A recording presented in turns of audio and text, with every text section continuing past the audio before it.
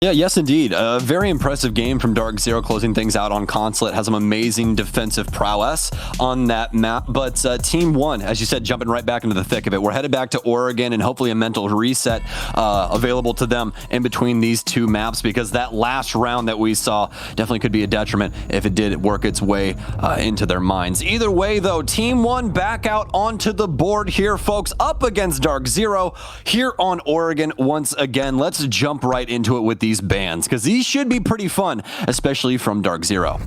Yeah, we already had some interesting ones in the previous matchup. We're immediately going to go right back into that here, as DarkZero will be banning out oNe. We saw that exact same ban in the previous matchup as well, so it's going to immediately reappear here on Oregon as Team One gets their ban up on the board. They're going to be, okay, all right, you're going to ban our operator, we'll ban yours. Now Blitz is gone also for some reason. Oh, no.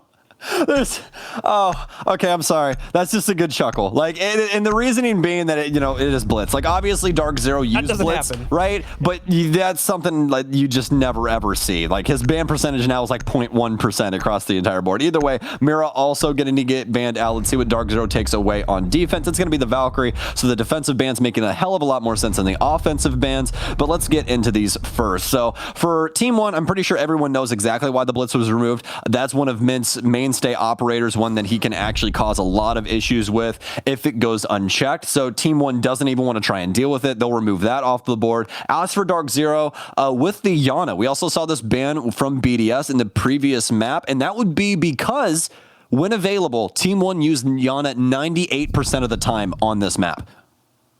So both teams going for a target ban, you could say, at the beginning of this matchup with their attacker bans. Obviously, as Sam mentioned there, the defender bans looking a lot more normal in terms of what we generally expect to get out of the meta. Those attacker bans definitely going to throw a wrench into the attacks of both sides here as we get into the matchup. Hallamel really wants to let us know that he's 6-picked over to Switch. He's locked it in like 3 different times there, so we gotcha. We're also going to see DarkZero pull the same thing, as they'll bring the Maestro in instead of a Clash on Mint. I mean, hey, fair enough. I mean, and the other thing that's really nice about that is Alamau flashes the Thatcher, which means that you're more than likely going to move away from maybe an op pick like Kaid or something like that. DarkZero didn't necessarily bring one, but that's why we saw that 6-pick go away on that Thatcher. Obviously, when Thatcher's usually inside of the pool, we see him almost all the time just because of how effective he is overall. But this time going to be a little bit different for Team One, and honestly, I like it.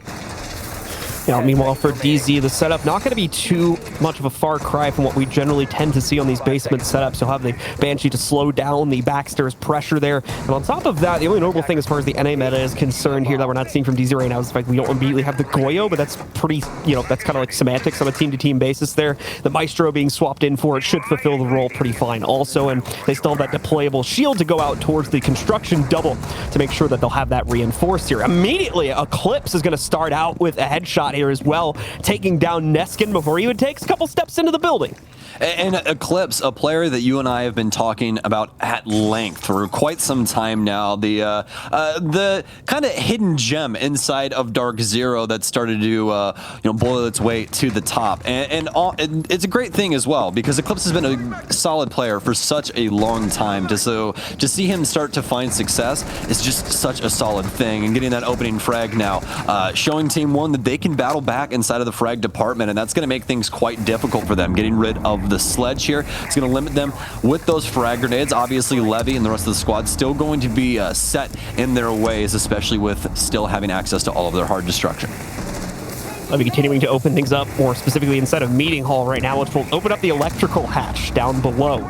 And we'll start to push Team One into kind of phase 2 of this attack, where they now need to open up an entry route into the basement, since pushing it outright more often than not leads to immediate death for the attacking side, unless they're able to get a pick to leverage them to the inside of it. So not going to end up seeing a whole lot building up in that department, but we'll have to see how Team One look to build it here as we get down to the final minute of the round. DarkZero obviously ready to fend this off, but it seems Team One might be ready to throw some aggression at this already here. The nades going in to deal with some of the utility, more than likely a deployable shield or something else sitting down there, be able to knock out a Banshee, remember, around the corner here for KDS also, so needing to deal with that before they can potentially push themselves downstairs. And now we see more work being done on those electrical walls to try at least and open up a better view onto the player by Harry Potter, but unfortunately the players players in the site for DarkZero are making that a pretty difficult task. Hyper just shooting out those X-Kairos charges one by one as Team 1 try to get something going here. DarkZero doing a very good job of delay, but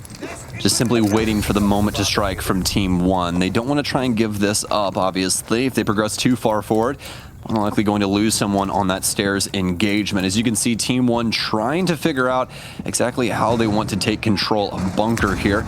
Too many bodies and too many crossfires really to worry about right now. Eclipse steps up to the plate, but not able to knock it out of the park. Does deal some damage, though, and it's NJR actually with the first frag on this entry. Team 1 trying to make their way into the site now. A couple of people inside of Bunker. KDS doesn't start off strong, as with the rest of the tournament, and oh no, falling to pieces as they walk inside the building. DarkZero with a flawless round here in round 1.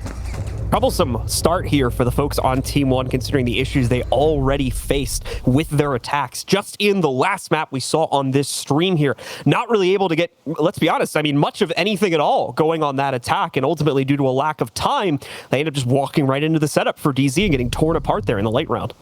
Yeah, a very, very difficult task for Team 1. I mean, obviously, the early pick didn't help in any sense of the word, but you know, losing Neskin isn't the biggest deal when it comes down to it. We've seen Team 1 fight back from a man down constantly, to be honest with you.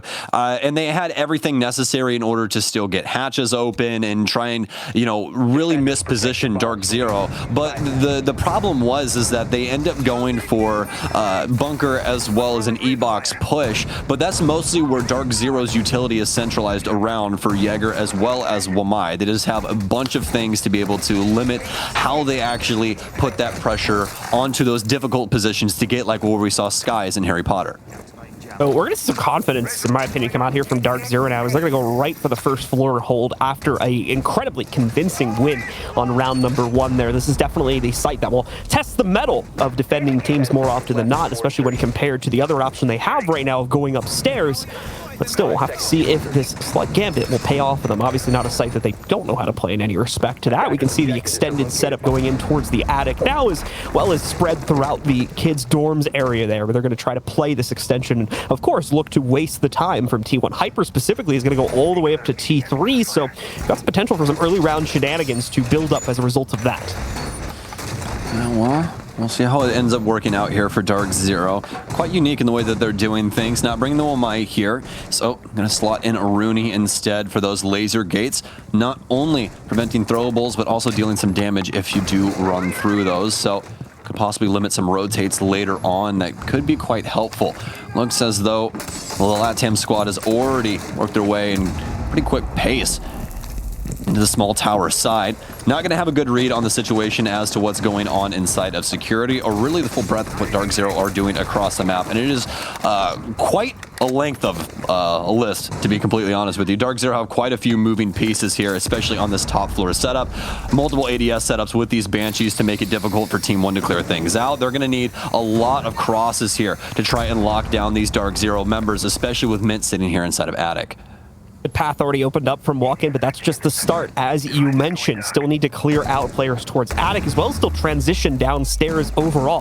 The MP goes out, dealing with the Banshee covering Skies right now, so I'll have to play back for a few moments as a result of that, but still going to be safe. No immediate aggressive reaction from Team 1 after getting that EMP grenade up. Just players being positioned on the white stairs now with the possibility to crunch that upstairs hold if they're going to try and push it forward. You can see Alamo in that position now at the top of white stairs with ADS and Neskin supporting from the lurk in the hallway as well as the big window. Alamo going to push it forward. He's ready for the duel against Eclipse and is going to be able to take him down. A lot more to be done, though. Needs to get the EMP onto the ground. The good news is, although he has to leave KDS out for dry on the attic push, KDS also picking up his entry, taking down a second player for DarkZero and leaving Team 1 in a 5v3. Fantastic top clear here from Team 1. DarkZero, no information on the push coming in from not only attic, but also a great swing from Alamo to shut down Eclipse inside of dorms. Now, DarkZero's fate inside of round 2 rests on the last 3 remaining blue members. See if they're able to get through this. Plenty of utility still in their pocket, especially for Skies. He'll start using those toxic babes up. Has potential to limit 30 seconds here, but doesn't have to jump right back on top of that smoke, obviously, if the plants aren't starting to come through. Excuse me. Team 1. Still looking for this plant attempt here. They've set things up for Alamau to be able to cover Sky's location inside of security, as well as have Hyper with the assist. Other two currently set up in Cafe and attempting this plant now. Look at us, halfway through it already. It doesn't seem like DarkZero have a single inkling of info on this. KD has to switch sides, gets the first frag. He's downed. Hyper able to get the refrag, but he's now in a 1v3 to try and lock things up. Has the Ash down on the floor, and he won't even be able to secure that kill. Doesn't seem like the rotate's made well enough, and Levy able to take him down. Hyper with the panic spray there at the end, trying to get at least the 1-for-1, but not going to happen. Unfortunate for Hyper there. Unfortunate for DarkZero as well, dropping that second round, paying the price for extending early onto the first floor there, as they're unable to hold on to it due to a very good top floor clear that comes out from T1 Alamau, as well as KDS paying into that, as well as one other player that's escaping me right now from that situation. But either way, incredibly clean job with getting that done. And they already had pressure as well on areas at the bottom of White Stairs towards security, so we're primed the moment they took that upstairs control to transition it into the site. Very smooth work for Team 1. Good to see KDS getting onto the board too. We talked earlier in the last match about how KDS had been struggling inside of his role, so it's great to see that obviously a good round has befallen him there back in round number 2. Yeah, absolutely. We've seen one solid game from him throughout all of 6 Invitationals so far, and it was the series up against G2, but even inside of that one, we still saw Alamau drop a 20 bomb. So it's one of those things where it seems like Alamau continues to be the constant for Team 1, and everyone else is just kind of picking up the pieces. KDS, again, not the greatest tournament, but we still have high expectations for him. He's honestly had a great season inside of LATAM, and we want to see him find some success here today. So starting off strong, and let's see if he can finish that exact same way. But as for DarkZero inside of that last round, just no info on that top clear. Team 1 very cognizant of the situation, and I think that even past that top clear, they were able to transition it into a hell of a takedown stairs, really respecting Skies inside of security. I think that was the biggest aspect of that, because Skies could have presented a lot of issues, especially if they started to pressure him with all of those smokes as well as that M590. I think all of us have, had a run-in with that today while watching the tournament and seeing just how damaging that shotgun is. If you ever needed a reminder, it's been that way for a very, very long time. So you really have to give respect where it's due, and Team 1 did a bang-up job of making sure to lock down that round. Interesting setup with the laser gates here for DarkZero, as they use them to act as their coverage going into Attic. This also allows NJR to swing into that angle should Team 1 choose to clear it out, because as you can see, one of the walls, the one that he's actually next to, is reinforced, so he does have relative safety until we start to see the Attic clear become more of an issue here for Team 1. I like it from DarkZero. Should allow for much greater control over the master bedroom area too, which right now, before seeing this setup here, is oftentimes kind of just given up to the attackers in a lot of rounds there due to the fact that it's too risky for the defenders to try and contest it. Really, really like what we have going on here. So Team 1 already with a lot of cutoffs, making sure that not very many rotations can happen here. You can see they can possibly get some info here on Mint, get a good rotation out of him if they're able to put some pressure on him, but that's the biggest issue right now. They have that cutoff. You guys were able to see that from Levy standing outside of the double window upstairs. So if anyone does go kitchen hall, they're more than likely going to die. Mint starting to take some damage. He'll get droned out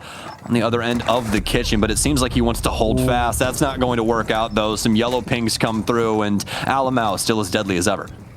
Problem with that missed shot on the drone there. Mint not able to deal with it. The intel coming in, I believe, from one other drone inside of the room there too, so it gets isolated out. As Sam mentioned, the yellow pings coming in there. DZ is actually going to reinforce this wall they left raw a minute ago there, also due to the fact that DarkZero now down a player, maybe don't want to take a chance on that. Should they lose control, they might need the extra reinforcement either from the inside of Attic or even the connector that NJR is playing from right now. Coil shields upstairs, specifically in the big dorms, getting dealt with pretty quickly here by Alamo and some of the other members of Team 1, so should be good to see them transitioning into that execute relatively soon. Don't have as much of a position prime for it, though, is the thing this time. They still have to move quite a few players around, and that's not to mention the fact that DarkZero's own setup on the inside of the site has barely been touched as of yet, so there may be some additional utility concerns here as we get down to the final seconds of the round.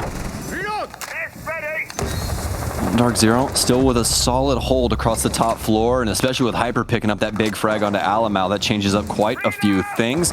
No more EMPs available to Team 1, so I'll have to try and figure out how to get to these laser gates on their own if they do end up pushing from that side. KDS still with a very strong position here at the top of White Stairs, but doesn't seem like he has too much help. All of a sudden, Levy, though, pops up on the other side, working the Kid Storm's window. He's just going to swing on inside. Doesn't seem like anyone knows. He gets the kill onto Eclipse. The plant's still going down. Levy with 2 kills. NJR, is he able to secure it? It's the 1v1, and he gets it done. NJR locks it up. DarkZero's rookie player to this roster, able to seal the deal for them while Hyper bleeds out on the floor. What a close round, given what the build-up to that moment was there. But at the same time, a nice rebound from DarkZero in order to regather control over the site. And, of course, get the counter defuse off right here as NJR takes that one. The swing from the window, obviously the big thing that changes that up. It was looking bleak, in my opinion, for Team 1 as they moved up to the execute. They had dealt with the utility in the big dorms and had access from top White Stairs, as well as to a certain degree big window. But that was it. It was a pretty one-dimensional push for the most part until they added that window swing into it, causing so much chaos for DarkZero, even within just a pretty contained 2 to 3 second period there, and nearly caused them a loss of the round. But thankfully, a fast rebound there in the clutch, and they still take it upstairs, forcing them back down to the basement for round 4. Great round there from DarkZero, but I think that the setup there from Team 1 is the thing that, we really need to highlight. I'm glad that you talked about that window swing, because that was just so well played from Team 1 there. They're able to get the positioning on not only White Stairs, but also get the rappel done and start having people pressure the double window, get that nice cross there, and once noises starts to get made, obviously, inside of the site, pressure from the double window and things like that, he's able to get that swing to go off because not really anyone can hear him. He simply swings inside, Eclipse gets caught off guard, able to find that frag, as well as another one onto the oNe before Levy gets traded out. It was just really well played from Team 1. Put them into a clutch opportunity, and just unfortunately for them, not able to win it out. All right, so let's see how DarkZero are going to fare on their second hold here. I mean, probably going to fare pretty well, more likely considering the way that the first one, but it's important to note that Team 1 has already evolved quite a bit in the past 2 rounds since we've seen that play, so hopeful that they can try and make a little bit of a better effort this time to at least start vying for control of the basement, as they were stopped at the front door by DarkZero in the last round, finding a pick early on in the round, so Team 1 were already fighting from 4v5 pretty much from the first 10 to 20 seconds of the round, and really struggled to take care of any of the utility or reinforcements surrounding electrical, meaning they did not have much of an option when it came down to it. Were forced into the site just from the usual staircases and the construction route, and were torn to shreds as DarkZero were very much set up to stop that. Now we're going to see a little bit more aggression from DarkZero here, as we've got a 2-man extension, one holding the freezer stairs, that being Eclipse, and one more on the inside of security, also Hyper playing to that angle. Well, Eclipse loud and proud on this, obviously making sure that tries to bait Hyper as much as possible here, and not in the sense of baiting Hyper, but just try to bait people to their location. Obviously not knowing Hyper's inside in the security area, but instead they're just going to leave the premises, and you can't exactly blame them. Don't have the hatch open in there, so if he does stick around for too long and drones start to roll through, Hyper more than likely going to be in a lot of trouble. Very unfortunate not able to get 4 pellets on that hatch either. I don't think that's going to be able to destroy that, so somebody going to have to come back along and actually pop the rest of that hatch. Either way though, Team 1 making solid progress on this clear, as well as this setup. Just going to start getting things all set up for what seemingly could possibly be a freezer take here, but obviously with Hibana in play as well as the Maverick, they truthfully can go anywhere they damn well please. Just really depends on how this setup goes for DarkZero and what information they get. It's a very similar setup for DarkZero in the way that they were running things before. Hyper back on the Wamai and the Jaeger coming into play for NJR, so still have to worry about Team 1 and how they use this utility.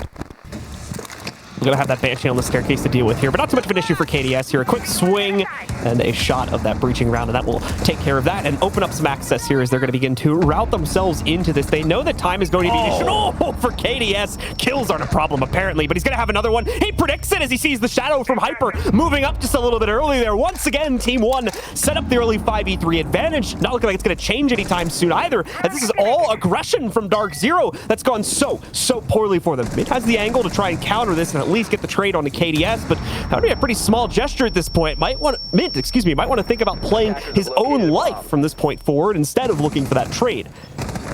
Well, he does indeed have the 81, so There's a drop of a pin anywhere. He's more than likely going to send some shots at it. Some Candela's already in as Ying finally rears her ugly head. It's going to be a trade back and forth, but obviously that favors Team 1. It's a triple kill right now for KDS as he takes down Min, but he's killed from Eclipse. Who's got the flank? Skies takes down the other one. It's DarkZero out of nowhere, and we're back into a 1 versus 1. It's Levy on Eclipse. Can he get it done once again? Case down, has the shot. He's going to run back, has the pillar control, pre-fires.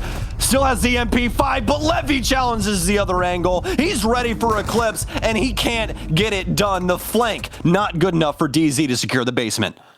Oh, so many close rounds, and once again, we get another one here on the inside of round 4 there. Eclipse nearly clutching it out due to a great flank. Man, it cannot be understated how important Eclipse is to DarkZero right now, specifically inside of bad scenarios. He has brought them back from the brink more often than any player on this roster by far in the past couple months of play. A massive improvement and a rock of consistency to see him performing well, even inside of those dire situations. We're going to see a reattempt on the basement coming in here from DarkZero as they think they were close enough to try that one more time. I mean, to be completely honest with you, the only thing that lost them that was NJR and Hyper pushing the back stairs.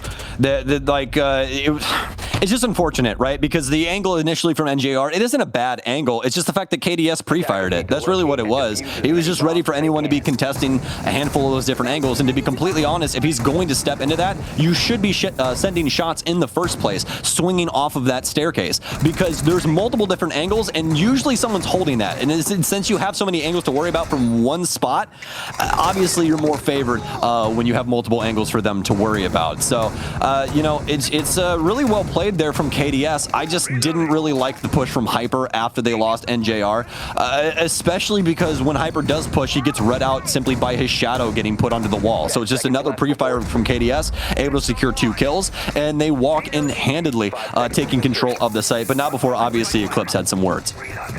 Team 1 getting off to a good start on this attacking side, already matching the number of rounds they were able to net themselves when playing previously in the last half. Should be noted, though, that they actually started that last map on defense, if I remember correctly, so already really doing significantly better in this game than they just did against BDS in the last matchup here. DarkZero, of course, going to be out and about once again, specifically around those freezer stairs and kitchen positions, and at this point, Team 1 kind of expected. They've got the read on this situation, so they're already going to start putting pressure from the front door into that part, but maybe not. Hold on here. We've got 3 players stacked at laundry, ready to rock and roll into the site, but do they realize someone's sitting right behind that laundry table waiting for them? I'm not sure if they do yet. Sky's up and one's down. He takes him out on the follow-up, ready for a second if he wants to round the corner, but do they want to take that risk right now? Does Lagonis want to take on the M590 in the corner, while additional support is also available from the inside of Freezer and down the hallway? Not even to mention Hyper's on a slow lurk, but unfortunately not going to see much out of that. Alamo's got that one caught. He'll join the group pushing Freezer. Levy has found an impact as well to take down NJR.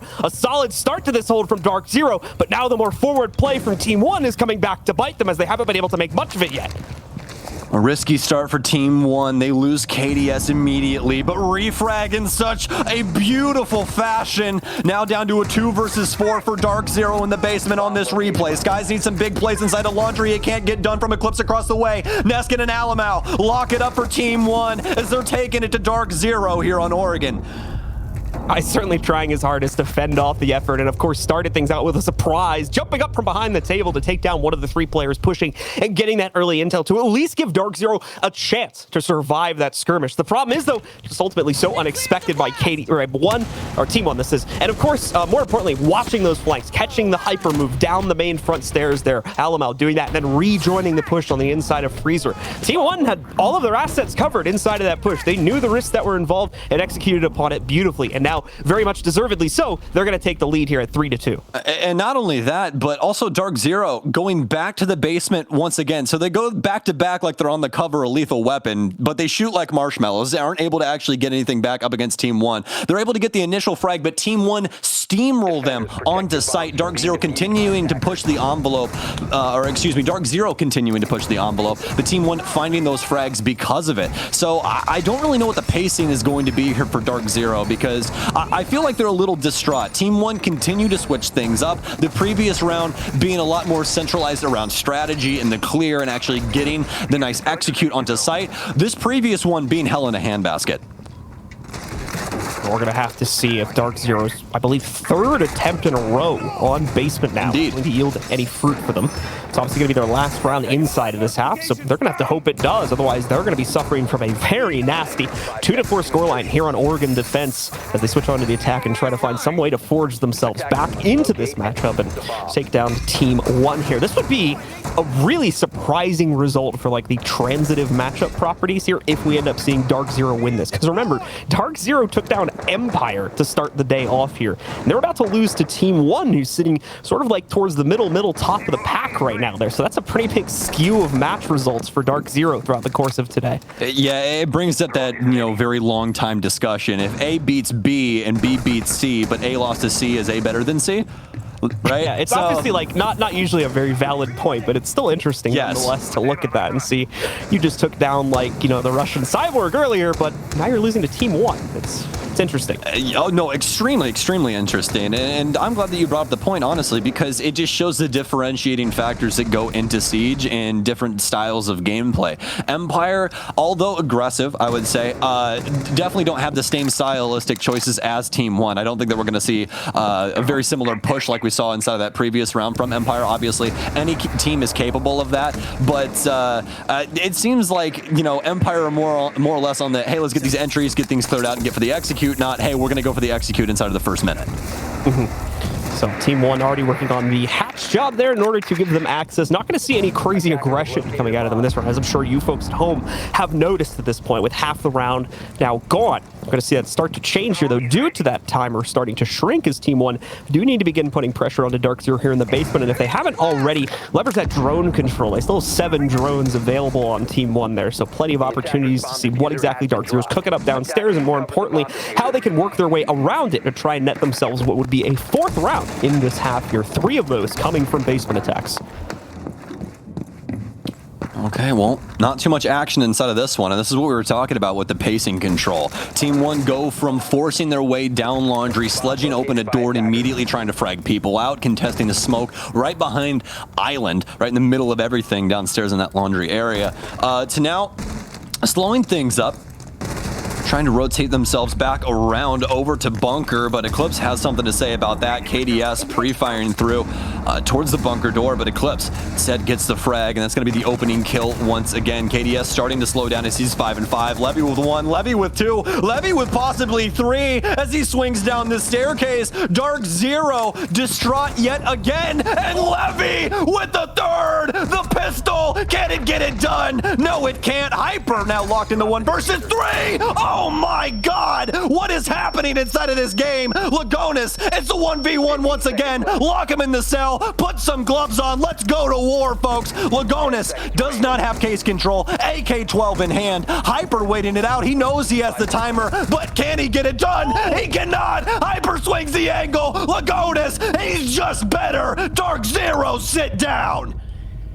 Cerebral play coming out from Team One on the inside of that round there. Incredible stuff from Lagonis. The pre-fire is right on to take out the head of Hyper, who, let's be real, Hyper, a valiant attempt right there as well, but not close enough for when we're seeing Team One. Levy as well, just firing off on all cylinders. As far as I can tell, a blind shot through the softball from his pistol to take out the head of one of the members of DarkZero. That's some impressive stuff coming out from Team One. They are angry about that loss on the last map, and they do not want another one, by the way they're playing right now.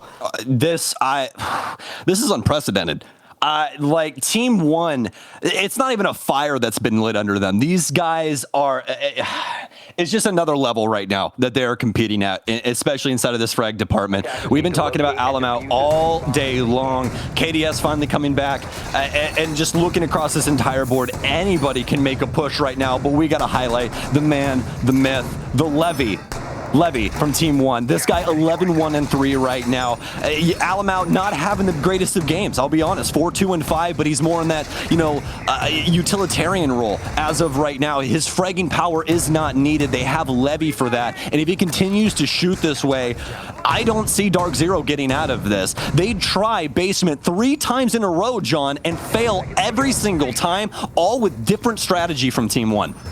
Here's the other point about Alamo as well, is that he's not necessarily expected to pick up the frags from time to time. That role falls more so to KDS on that aggressive Ashe and Jaeger main, but we've mentioned a few times here, we're kind of beating into it a bit, but overall, KDS not being the highlight player for Team 1, it's always someone else. Up until this point, it's generally been Alamo, but now we've got Levy picking up the heat as well here. If we have a game where all of these players are firing off on all cylinders, man, Team 1 is looking like a very, very tough roster to take down, assuming they make it all the way, of course, to that bracket play, which I would hope so, by the show we're seeing from them right now. It's one of the funniest dynamics about Siege for me, is the fact that you and I can sit here and go on and on about strategy and what people should be doing and setups and all of this kind of stuff. Right. And really, Siege can be decided just by shooting your opponent in the face. That's really it. Like, you can simply walk into sight and kill them and you win a round. So that's what I love so much about this game, is like you can have squads like DarkZero that put so much forethought into everything that they're doing. And not saying that Team 1 isn't doing that, they're just playing a more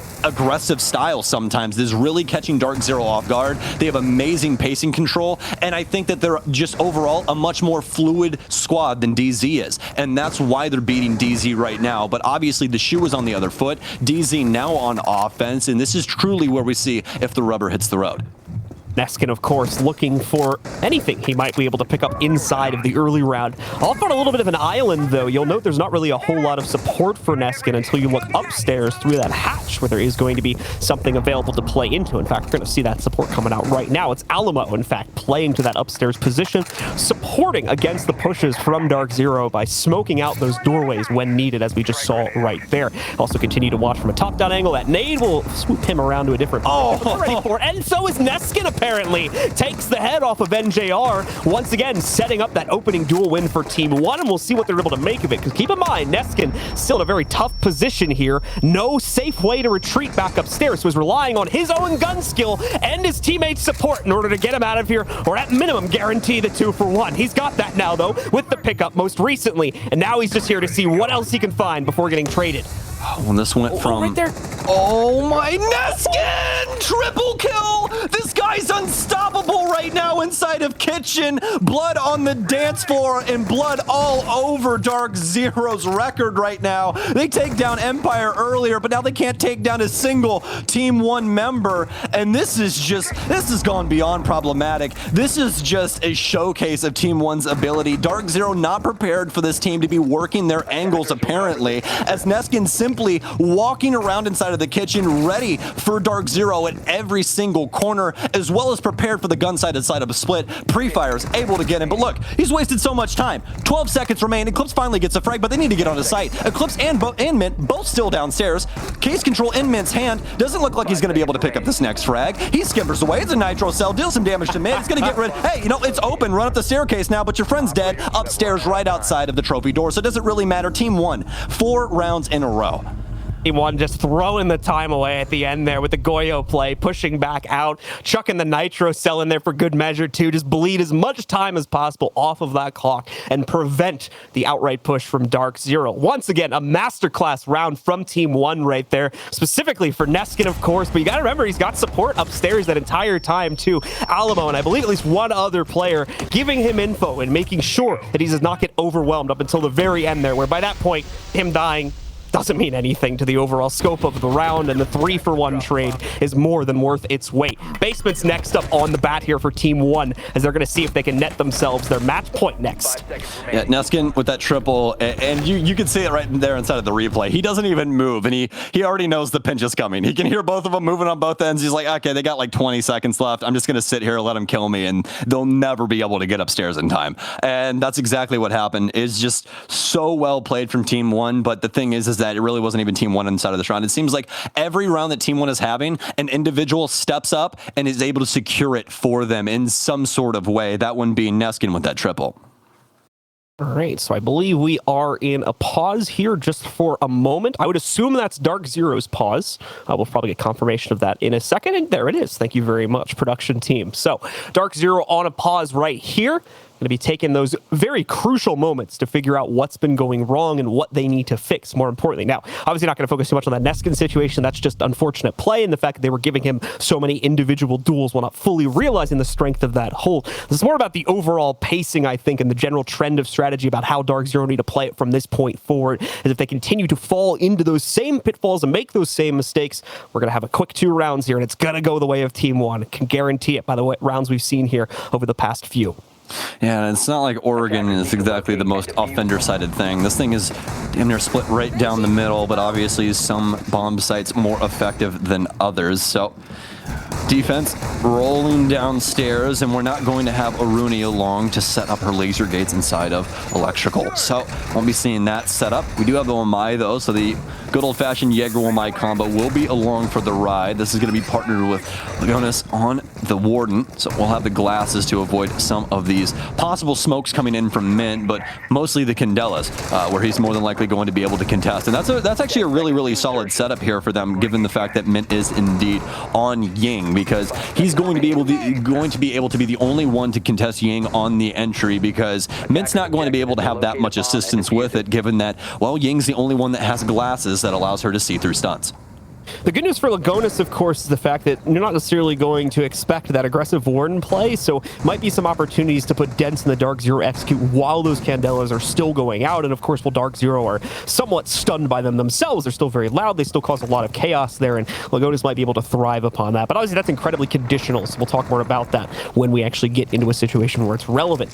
Levy, of course, trying to play a little bit more aggressively here for Team One, has the hold to stop the small tower push. They know he's here, but it doesn't matter! Levy with the better angle takes down Hyper, the turret second top frag, I should say, for DarkZero. Eclipse holds that crown right now, but either way, knocking out the Zofia and removing some of the soft breach and possibly more importantly stun utility from the team here. Okay, it's no longer rent-free. They just live there. That's just kind of how it is. Like, I'm just saying, man. I'm trying to be as brutally honest for everyone at home as possible. This becomes a very, very scary thing, because it all of a sudden becomes a mentality thing. DarkZero get afraid to peek things and take these angles because of stuff like that. They knew exactly where this man was. Still pre-fire, and he instead is proning in the angle and gets the kill onto Hyper. It's stuff like that where you're doing the proper steps, but you're still losing, and it's just so unbelievably frustrating that it really can just make you turn in on yourself, or just make it to where maybe the comms aren't as clean as they once were. We'll have to see if DarkZero can fight their way through this. It's currently 2-5. They have a chance to make a mistake here, although they already have.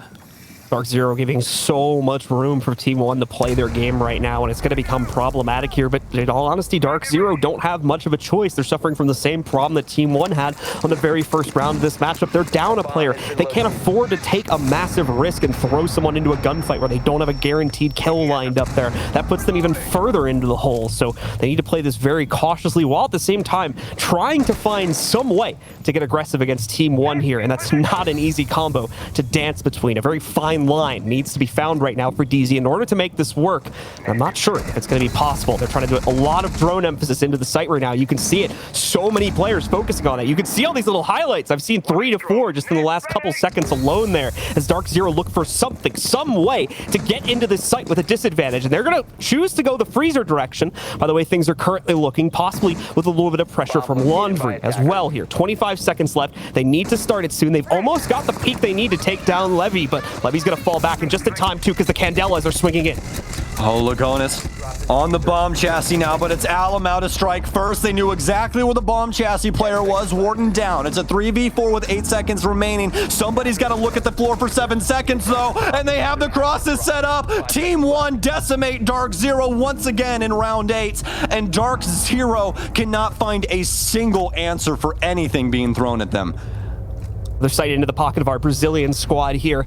And it's almost full here as they sit with 6 of them now. Just one more necessary, as you folks can see on the screen now, in order to push it over the edge and find a very, very important win here in the group.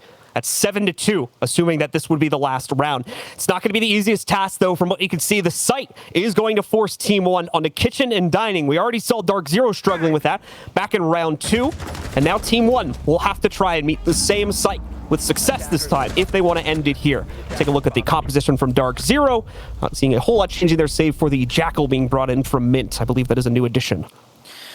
Yes, indeed. Yes, indeed it is. So we'll have to see if that possibly can assist them with this clear. But the problem is that, well, if we use the shower hallway kill, for example, he's not going to find that guy's feet before they actually work their way to the top of freezer stairs. Unless he goes out and, like, gets laundry hatch or something like that. That's where, you know, something could possibly happen in that kind of scenario. But people are going to have to rotate off-site for this to be of the utmost effectiveness. But the good news for DarkZero is that some of the early engagements, we saw Team 1 have a pretty solid roam where there is a possibility to find some of this. So this is definitely going to be helpful towards DarkZero in the info department, but they need to be able to capitalize on it. And that's what I'm honestly afraid of, because it doesn't seem like it's been too big of a lack of intel. Yes, there has been scenarios where that has presented itself, but as of right now, DarkZero have gotten the read as to what Team 1 are doing off-site and have tried to battle against it. Team 1 have simply just won the engagement.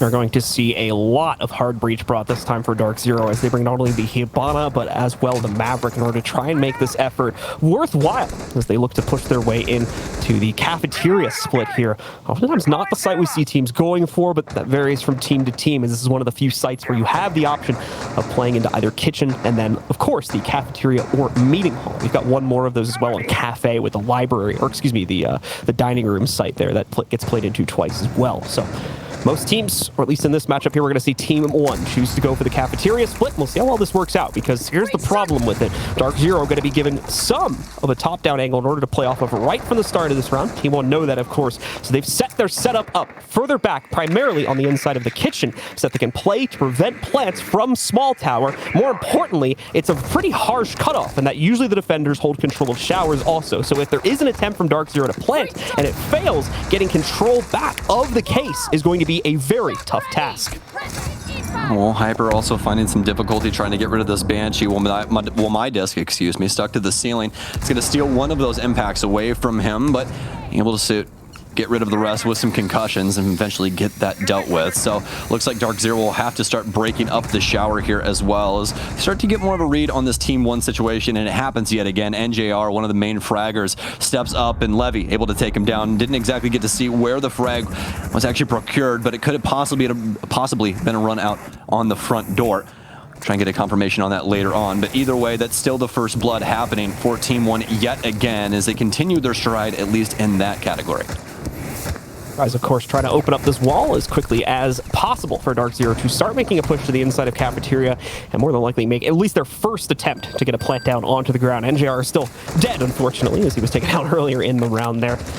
Not going to see much from him over these next 58 seconds as Team 1 look to seal the deal here. Now, they have given up control of showers. There's the first step done already here for them, but only 50 seconds. Oh no!